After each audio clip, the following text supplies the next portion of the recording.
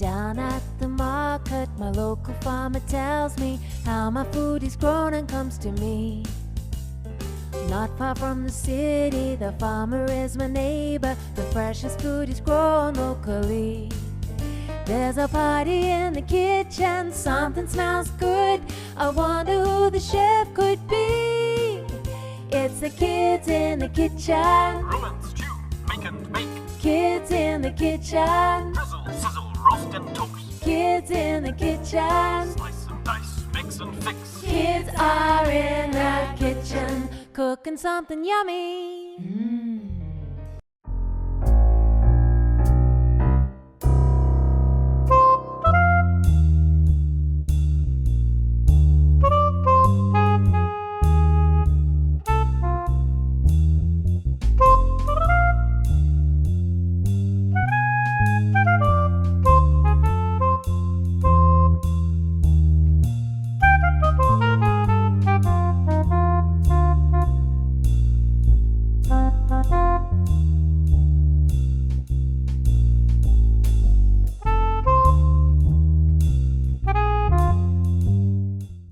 Welcome to Kids in the Kitchen. I'm your host, Tricia Ziemer.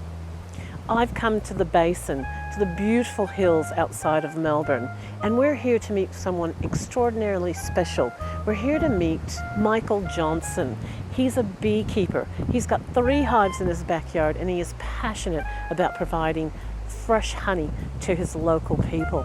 He's also going to dispel some of the myths around honey. What is Manuka honey really? And what's the difference between organic honey and natural honey? He's going to describe to the kids how the bees actually collect their honey. It might gross you out just a wee bit, but I think you'll enjoy it. Then Gabriel is going to join us to talk to us about how to select our freshest fruit and veg. And finally, Tasha and the kids are going to be in the kitchen cooking almond, coconut and honey balls. Great as a snack to put into your lunch or an after-school treat. Join us for Kids in the Kitchen. Hi kids, my name's Michael and I'm an apiarist, that's what they call a beekeeper, and I'm here today to tell you about bees and how they collect nectar and turn it into honey. So in a hive, you have a colony of bees, and in that colony you have 3 or 4 different types of bees that all have their own little job that they have to do. So you have the worker bees that work inside the honey, and then you have the collectors that go out and collect the nectar. So what a bee will do is on a nice sunny day come out, have a look around. They'll send 2 or 3 bees off in different directions to find the nectar. That bee comes back to the hive and tells all the other bees of where the nectar is, and then they all head off and collect that nectar and then keep bringing it back in, turn one after one to bring it back into the hive. Now, when they get back to the hive, this is where the yucky bit happens. So the bee drinks the nectar, and they have 2 stomachs, by the way. They have a honey stomach or a nectar stomach and a normal stomach. So they collect that nectar into their normal stomach and they take that back into the hive, where one of the workers inside will come up and they'll get to talk to each other, and that bee that's collected the nectar will vomit the nectar into that other bee's mouth.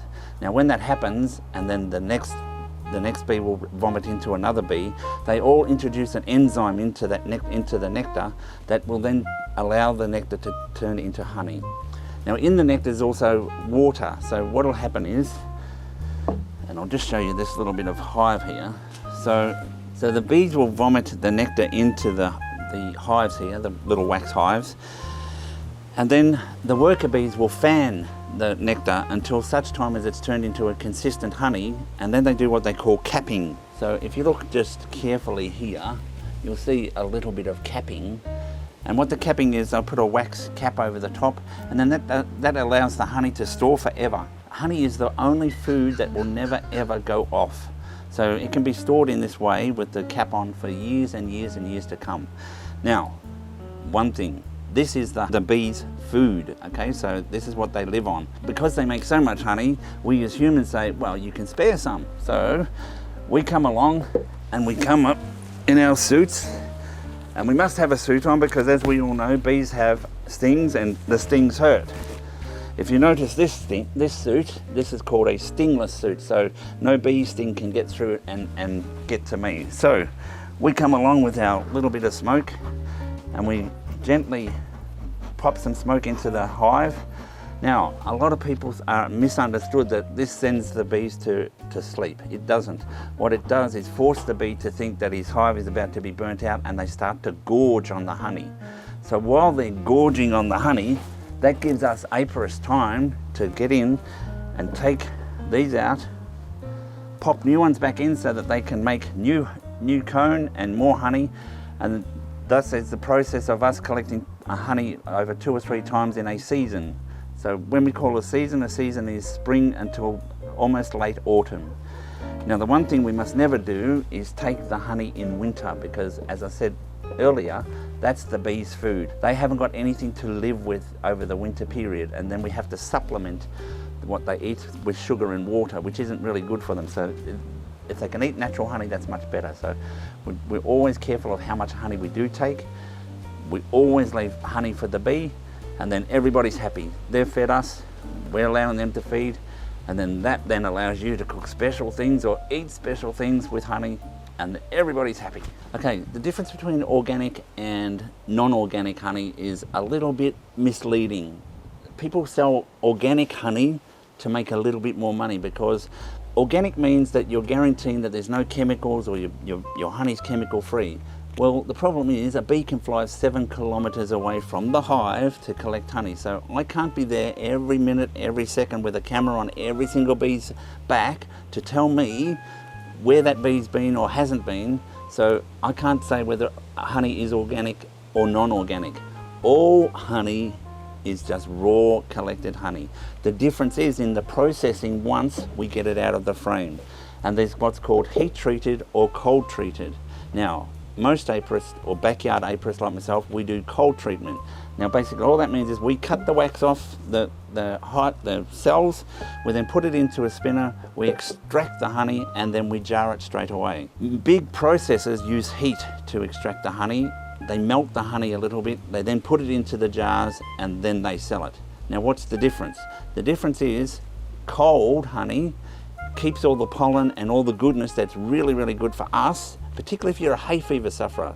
If you're a hay fever sufferer, you really need to get cold pressed honey, because it's got all the little microorganisms and the pollen and everything, and that's going to help your body to build up a resistance. Supermarket honey isn't going to do that. And the other problem with supermarket honey is they can blend all different honeys. Now last year there was over 10 million tonnes of honey imported into this country and blended with Australian honey, so you might only get 20% Australian honey and then 80% of Chinese honey. Now, I don't know about you, but the Chinese don't really have a good track record of keeping things clean and natural, and so you are far better off to hop on the internet and search for a local beekeeper that's going to give